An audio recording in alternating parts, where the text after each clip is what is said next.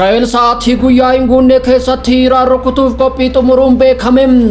Waggoota dhiyoo asitti baha giddu galeessaa keessatti rakkoo hammaataa salphaatti dho'uu danda'u keessatti amma balaan waraana Israa'elii fi Iraan gidduutti guddaa ta'e mul'achaa jira.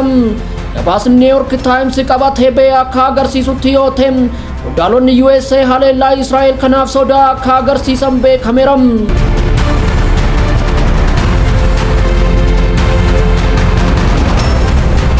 Muummichi ministeera Israa'el Benyamin Netanyahuun haleellaa tasaa iddoowwan nuukilara Iraan irratti banuuf qaban guddachaa dhufuun isaa akkaan nammaatadha jedhameera. Tarii murtee kana erga kennanii booda sa'aatii 7 keessatti haleellaan jalqabuu danda'a jedhame.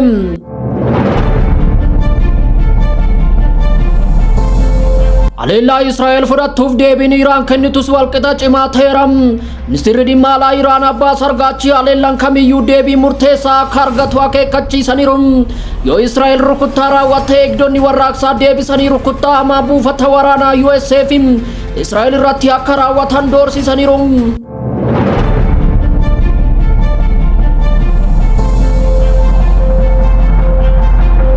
Wallabdeen baha giddu galeessaa keessatti boba'aa jira.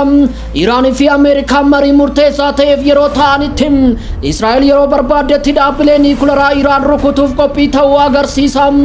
Deebii kanaaf Iraan akeekkachiisa cimaa kennitee jirti. Israa'el irratti haaloo ba'uuf humna guddaa fi hatattamaan akka raawwattu dhaadatte. Abbii balaa kana duuba maaltu jira? Naannoon kun osoo addunyaan ilaaltuu qarqara waraanaa dhaabbatee jira.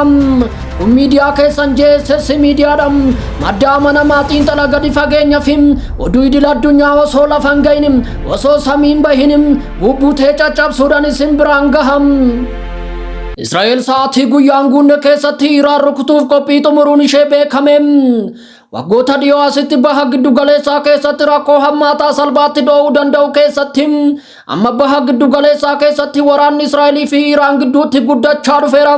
Gabaasni New York Times qabatee ba'e akka jedhutti qondaalonni USA haleellaa Israa'el kanaaf sodaa guddaa akka qaban ibsani. Muummichi ministeera Israa'el Benyamin Netanyahuun ammoo haleellaa tasaa iddoowwan nuukilaraa Iraan irratti banuuf qaban guddachaa dhufuun isaa sodaa uumeera. Tarii murtee kana erga kennanii booda sa'aatii 7 keessatti haleellaan jalqabuu danda'a jedhame. Haleellaan kun dippiloomaasii Iraanii fi USA gidduutti deemaa jiru danquu qofa osoo hin taane gara waraana guutuutti siquu danda'a jedhameera. Odeeffannoon basaasaa Ameerikaa akka agarsiisutti yoo Netanyahuun ibsaa magariisa kenne jettiiwwan Israa'el yeroo walakkaa guyyaa hin guunne keessatti samii Iraan irra barrisuu eegalu jedhame. Misaa'ilonni daandii gara dhaabbata nuukilaraa Iraanitti geessu dhiphisuu akka danda'an akeekkachiisaniiru. Kunis Waashingten karaa dippiloomaasii gidduu seenuuf yeroon hin kennamu. Israa'el USA fi Iraan walii galtee yoo raawwatan hawwiin nuukilaraa Iraan osoo hin to'atamne hafa jechuun amantaa guutuu qabdi. Qondaalonni Israa'el balaan kun jiraachuu fi jiraachuu dhabuudha jedhanii yoo amanan walii galteen kamiyyuu haleellaa gochuu akka isaan hin dhorkine USA'tti himaniiru jedhame. Erga pireezidaantii USA Doonaald Tiraamp aangootti deebi'anii as mariin Iraan waliin deebi'ee eegale. Mariin sochii nuukilaraa Iraan Riippaabilika Islaamaa irratti golga kaa'uuf kaayeffate. Garuu Iraan yuuraaniyeemii sadarkaa meeshaa waraanatti dhiyaatu badhaadhina itti fuftee jirti. Israa'el immoo yeroo jalaa dhumaa jira jechuun sardamte. Iraan sagantaa nuukilaraa ishee nagaaf akka barbaaddu kan ibsitu yoo ta'u biyyoonni dhiyaa keessattuu Israa'el garuu shakkii guddaa keessa jirti. Teheraan sakatta'iinsa uggurtee dandeettii misaa'ilaa ishee babal'iste Israa'el ifatti balaadhaaf saaxiltee jirti jechuun ija Israa'el biratti sa'aatiin dhumee jira jette. Tiraamp ammallee dippiloomaasii abdachuu danda'a jedhame. Dhiyeenya kana guyyoota muraasa dhufan keessatti marii kana keessaa wanti gaariin bahuu mala jedhani. Yaa ta'u malee maddeen golga duubaa akka jedhanitti USA'n karoora Israa'el duraanuu sochiirra jiru dhoksaadhaan deeggaraa jirti. Netanyahuun deeggarsa USA'n ta'e osoo hin argatin dhaabbileen ittisaa Israa'el waraanaaf karoorfachuu akka itti fufan qajeelfama kennuun gabaafameera. Yaa ta'u malee gargaarsa USA malee Iraan tuquun akka gaara Kilimanjaaroo dhiibutti itti ulfaata jedhame.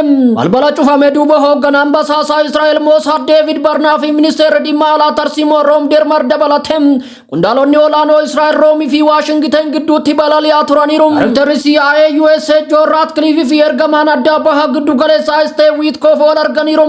Ergaan isaanii maal akka ta'e ifa miti. Haleellaa Israa'el fudhattuuf deebiin Iraan kennitus walqixa cimaa ta'eera. Ministeerri dhimma alaa Iraan Abbaas Argaachii haleellaa kamiyyuu kamiyyuu deebii murteessaa akka argatu akeekkachiisaniiru. Yoo Israa'el rukuttaa raawwattee eegdonni warraaqsaa deebisaniin rukuttaa hamaa buufata waraana USA fi Israa'el irratti akka raawwatan doorsisaniiru. Kana malees Iraan yuuraaniyeemii ishee badhaadhina qabu gara bakka dhokataatti sochoosuu yookiin walitti dhufeenya inspektaroota nuukilaraa idil addunyaa waliin qabdu guutummaatti adda kutuu akka dandeessu akeekkachiifte. Riippaabilikni Islaamaa sagantaan kun waa'ee misooma biyyaalessaa akka ta'e dubbatti. Lubbuu saayintistoota ajjeefamanii dabalatee dhiiga fi doolaara biliyoona lakkaa'amuun ijaarame jette. Akka xiinxaltoonni idil addunyaa jedhanitti Israa'el yoo tarkaanfii fudhatte wallabdeen kun kan biyyoota lamaa qofan ta'u. Kunis guutuu naannichaa keessatti fiuzii ibsuu danda'a.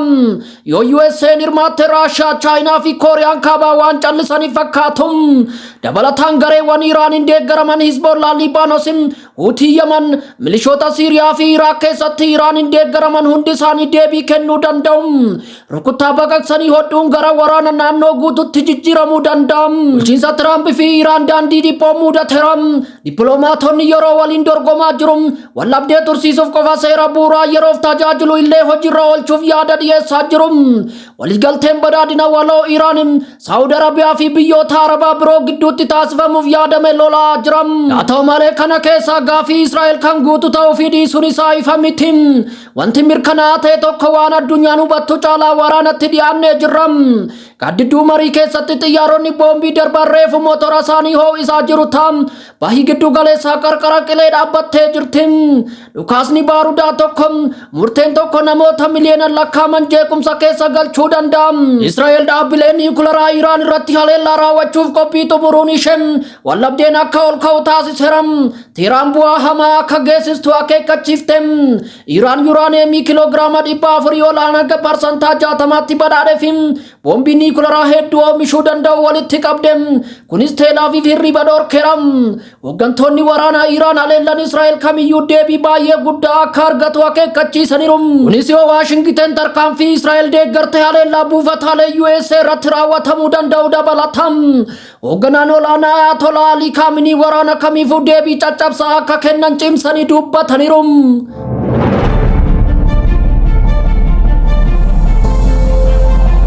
Odeeffannoo kana qopheessuuf AP News, Anadolu Agency, ABC News fi Israa'el Times fayyadamnee jirra. Egaa kabajamtoota hordoftoota keenya subscribe, like, share, comment gochuun nu jajjabeessuun dagatinaa jennee asumaan adda baanam.